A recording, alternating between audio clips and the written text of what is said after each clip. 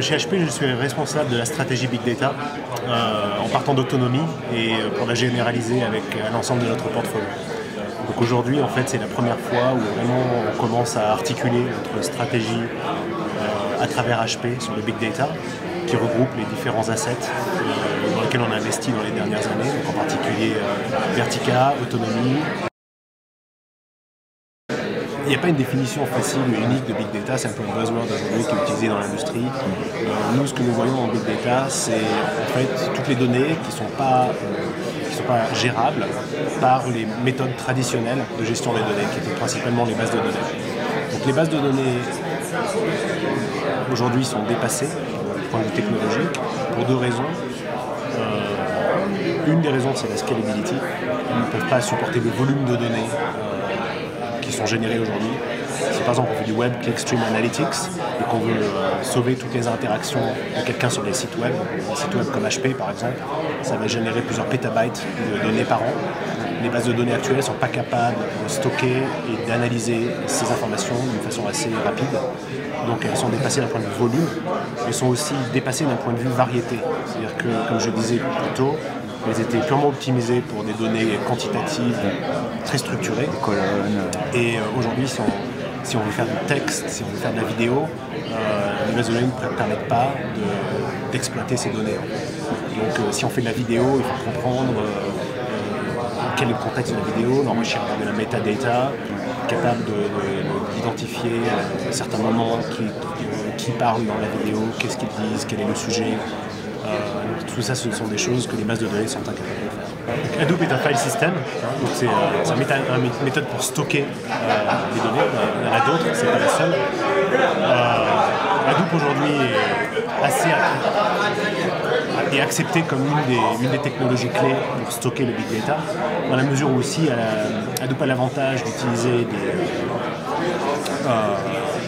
du commodity hardware, donc d'un point de vue coût, de limiter les coûts d'investissement et d'autre part de prendre en compte des choses comme la réplication pour sauver les données, à mesure où ça prend une certaine sécurité, pas une sécurité mais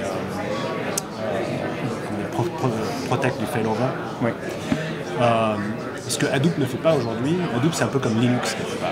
C'est un système opérateur pour les données, mais ça ne fournit pas forcément les applications qui permettent d'exploiter ces données.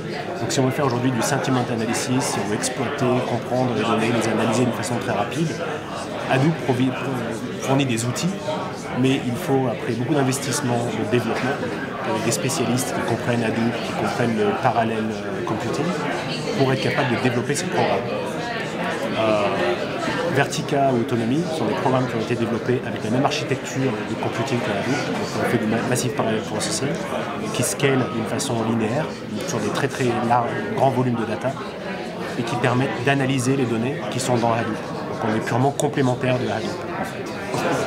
NoSQL, c'est un mot qui est un petit peu abusé, dans la mesure où au départ, on voulait dire tout ce qui était... Ce que les gens comprennent quand on dit NoSQL, SQL c'est un langage de query pour les bases de données. Les gens comprennent quand on parle de NoSQL, des bases de données qui n'utilisent pas SQL. En fait, les bases de données NoSQL répondent aussi à des queries SQL. La différence, c'est la façon dont sont stockées les données. Donc les données ne sont pas stockées dans des tables, elles sont souvent dénormalisées ou stockées sous format de key value pair. Donc le format de stockage est différent que le stockage dans une base de données traditionnelle. Hadoop est un système de stockage de données NoSQL, parmi d'autres. D'accord. On a beaucoup Vertica et aussi NoSQL, Cassandra. Donc aujourd'hui, il n'y a pas un standard NoSQL. Et la réalité aussi, c'est que suivant les types de données, la façon dont les données sont stockées et optimisées sera différente. Aujourd'hui, à nouveau, la base de données traditionnelle était optimisée pour faire des colonnes et des rangées. Si on veut stocker du texte ou si on veut stocker de la vidéo, aujourd'hui il n'y a pas forcément un standard. C'est-à-dire que pour stocker du log par exemple, il y aura une base de données qui sera potentiellement meilleure qu'une autre. Nous, la façon dont nous voyons nos produits, c'est que peu importe la base de données, Autonomie aujourd'hui a 400 connecteurs qui peuvent se connecter à tout type de file systems, de bases de données. Vertica aussi est capable de leverager les connecteurs autonomes. Donc on peut extraire des informations et analyser les informations, quel que soit la base de données ou le repository dans lequel elles sont stockées. Pourquoi est-ce qu'HP a racheté Autonomy? C'était une acquisition stratégique de HP. La façon dont nous voyons Autonomy, c'est que Autonomy est un asset qui nous amène directement dans la prochaine vague de computing. Si on regarde le big data, ce qu'il faut savoir, c'est que la partie structurée du big data, en fait, est une très petite portion du big data aujourd'hui. La plus grande partie des données qui sont générées sont des données machines, des logs, ou des données humaines, comme la vidéo, qui représente une partie de plus en plus importante des données qui sont créées et consommées dans l'entreprise, le texte, la voix, et tout ça, c'est des types d'informations qui n'ont pas vraiment été utilisées et valorisées jusqu'à maintenant. Donc dans l'ancien paradigme, on analysait surtout ce qui était dans des colonnes, dans des bases de données, donc des données transactionnelles, des données financières, etc. Ce qui représente entre 10 et 20% de l'ensemble des données qui sont créées par l'entreprise. 80% des données n'ont pas été valorisées. Autonomy est une entreprise qui est arrivée avec une vision révolutionnaire, déjà à la fin des années 90, de bâtir une plateforme pour analyser les données non structurées. Cette plateforme, nous l'avons emmenée dans différents marchés. D'abord le marché du search, ensuite le marché de tout ce qui est information governance, donc e-discovery, archivage de données, etc. Et aujourd'hui, le marché en fait, a rattrapé Autonomy, c'est-à-dire qu'on voit l'opportunité avec le big data d'utiliser les technologies Autonomy pour faire du text mining, pour faire de l'analyse de vidéos, audio, etc. Et analyser cette information. Si par exemple on essaie de comprendre aujourd'hui, d'apprendre un petit peu plus de choses sur ses clients, si on a une boîte de B2C, la plupart des interactions clients ne sont pas des données structurées. C'est des emails qu'on reçoit des clients, c'est ce qu'ils disent sur Twitter ou sur Facebook, c'est les coups de fil qu'ils donnent sur le call center.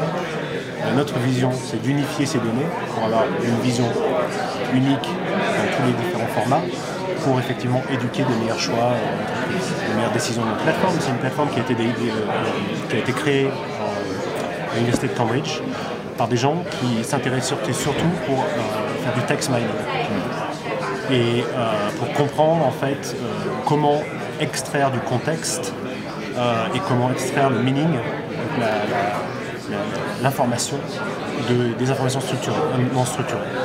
Il s'est trouvé qu'une des premières applications commerciales où cette technologie pouvait être utilisée était le search, dans la mesure où les algorithmes qui étaient développés par des entreprises comme Google fonctionnent pour le grand public. C'est-à-dire que si j'ai 10 millions de personnes qui cherchent le même sujet, j'ai assez de volume pour statistiquement utiliser un algorithme comme PageRank qui pourra me retourner des résultats qui sont relevants. Dans l'entreprise, où les volumes sont moindres, il faut en fait être capable, sur le moindre volume d'informations, d'extraire le contexte et le meaning de cette information. Donc c'est vraiment le core IP qui a été développé par Autonomy.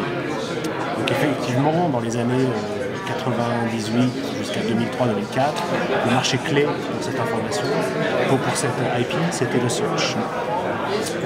Mais aujourd'hui, c'est une IP qu'on peut utiliser dans un nombre de domaines. Donc on a beaucoup de clients qui l'utilisent pour faire du sentiment analysis sur le social media, pour tout ce qui est intelligence,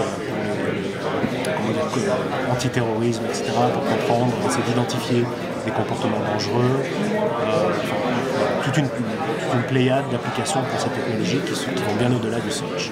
Depuis le départ, le gros go-to-market de Autonomy était OEM.